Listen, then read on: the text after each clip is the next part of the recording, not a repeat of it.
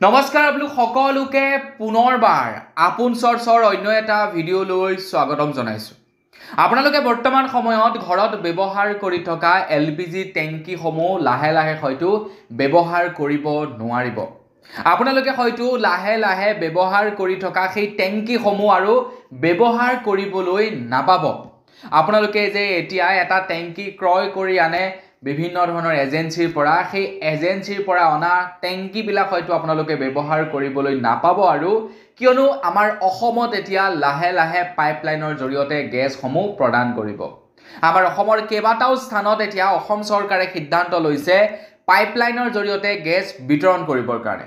তাৰে ভিতৰত প্ৰথমখন জেগা হৈ গৈছে, প্ৰথমটো স্থান হৈ গৈছে শুৱালকুছি, বাইহাটা, হাজো আৰু ৰঙিয়া। এইকেইটা স্থানত, এই চাৰিখন স্থানত এতিয়া পাইপলাইনৰ জৰিয়তে গেছ বিতৰণ কৰিব বুলি জনাইছে। ডাইৰেক্টলি আপোনাৰ যিবিলাক নেকি কোম্পানী আছে, কোম্পানীবিলাকে পাইপলাইন বহাব। যেনেকৈ নেকি আপোনাৰ কাৰেণ্টৰ ৱাৰ বহাইছে কোম্পানীসমূহে ডাইৰেক্টলি নিজে ঠিক তেনেকৈ পাইপলাইন বহাব ডাইৰেক্টলি কোম্পানীবিলাকে। আৰু সেই পাইপলাইনৰ পৰা আপুনি যদি যেতিয়াই কানেকশ্যন ল'ব, সেই কানেকশ্যন আপোনালোকৰ ঘৰত ফিটিং কৰি থৈ যাব আৰু আপোনালোকে সেই কানেকশ্যনৰ পৰা গেছ ব্যৱহাৰ কৰিব পাৰিব। তো বন্ধু বান্ধৱীসকল, যদি আপোনালোকৰ সেই টেংকিৰ ব্যৱস্থাটো নাইকিয়া হৈ যায়, ডাইৰেক্টলি পাইপলাইনৰ জৰিয়তে আপোনালোকক যদি LPG গেছ বিতৰণ কৰে, তেন্তে আপোনালোকৰ বাৰু ভাল হ'ব নে বেয়া হ'ব, আপোনালোকৰ লাভ হ'ব নে লোকচান হ'ব, সেই সম্পৰ্কে আজিৰ এই ভিডিঅ'টোত মই আপোনালোকক জনাম। তো ভিডিঅ'টো প্ৰথমৰ পৰা শেষলৈকে চাই থাকিব। মই শ্ৰীপাঞ্জি গগৈ, আপোনালোকে চাই আছে আপোন চৰ্চ। আহক আৰম্ভ কৰোঁ আজিৰ ভিডিঅ'। তো বৰ্তমান সময়ত আমাৰ ইয়াতে কি হৈ আছে, আমাৰ যেনিবা ৰাতি হঠাতে গেছটো বেয়া হৈ গ'ল বা গেছটো খালী হৈ গ'ল, গেছ নাইকিয়া হৈ গ'ল। আমি কি কৰিব লাগে? বেলেগ এটা টেংকি লগাব লাগে। কেতিয়াবা এনেকুৱা হৈ যায় আমাৰ ৰাতি এনেকুৱা এটা টাইমত এদাই হ'ব, আমি এজেন্সিৰ পৰা আনিবলৈও নহয়, তেনে অৱস্থাত আমাৰ দিগদাৰ হৈ যায়।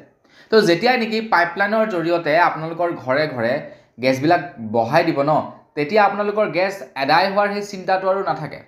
বোলে মোৰ গেছ এদাই হ'ব, আজি গেছ ভৰাই থ'ব লাগিব আগতীয়াকৈ, বোলে আজি দেওবাৰহে, আজি গেছ নাপাম, আজি খৰিতে বনাব লাগিব। ঘৰত যদি ডাবল চিলিণ্ডাৰ নাই তেনেহ'লে সেইটো এটা টেনশ্যন, বোলে আজি হিটাৰতে বনাব লাগিব। তো এই যিবিলাক নেকি প্ৰচেষ্টা, এইবিলাক যিবিলাক নেকি এই প্ৰচেছবিলাক নাথাকিব। ডাইৰেক্টলি পাইপলাইনৰ জৰিয়তে আপোনালোকক গেছ দি থাকিব, আপোনালোকৰ যিমান ইচ্ছা সিমান আপোনালোকে ব্যৱহাৰ কৰি থাকক।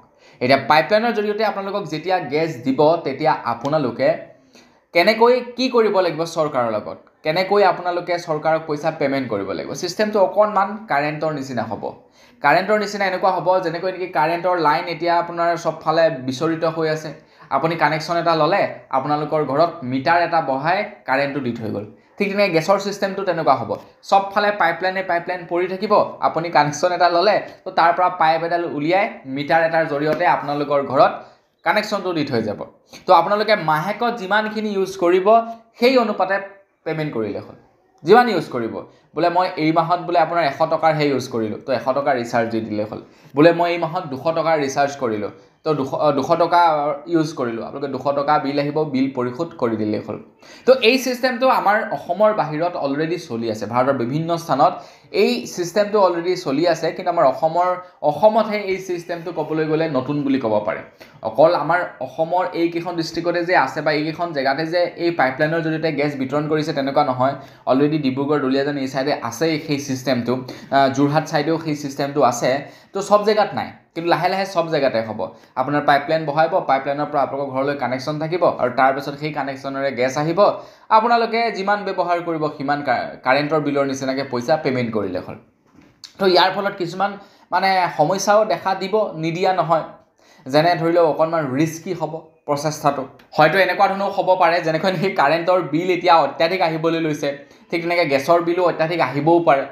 যেনেকৈ নেকি আমি এতিয়া ঘৰত এটা টেংকি কিনি আপোনাৰ এমাহ দি ধুনীয়াকৈ চলি যাওঁ, ঠিক তেনেকৈ হয়তো এটা টেংকিত 1000 টকা যায় বা 900 টকা যায়। তো তেতিয়া হয়তো আপোনাৰ 900ৰ পৰিৱৰ্তে 2000 টকাও হ'ব পাৰে। তো এনেকুৱা সমস্যাবিলাক দেখা দিব, নিদিয়া নহয়, কিন্তু আমাৰ সুবিধা হ'ব। আমি গেছ এদাই হ'ব বুলি ভয় কৰিব নালাগে আৰু বোলে গেছ এদাই হ'ব ভাত নবনাওঁ, এই ছিষ্টেমটো আমাৰ নাই। আৰু মুঠৰ ওপৰত ব্যৱহাৰ কৰি থাক, বিল আহিব মাহেকৰ শেষত দি দে বিল। তো এই ছিষ্টেমটো এতিয়া অসমৰ 4টা জেগাত নতুনকৈ আৰম্ভ কৰিব, আৰু লাহে লাহে গোটেই অসমখনতে এই ছিষ্টেমবিলাক আৰম্ভ কৰি যাব। গতিকে সোনকালে আশা কৰোঁ গোটেই অসমখনতে এই ছিষ্টেমবিলাক হ'লেই হ'ল। আৰু তো বন্ধু বান্ধৱীসকল, বছ আজিৰ ভিডিঅ'ত জনাবলগীয়া সৰু এটা ইনফৰমেশ্যন ইমানেই আছিলে। জানি কেনেকুৱা পালে কমেণ্ট ছেকশ্যনত জনাব। যদি ভাল লাগিলে লাইক এটা কৰিব, চেনেল ছাবস্ক্ৰাইব কৰা নাই ছাবস্ক্ৰাইবটো কৰি ল'ব। পুনৰ এটা লগ পোৱাৰ খালি বিদায় মাগিছোঁ। ধন্যবাদ। জয় অসম।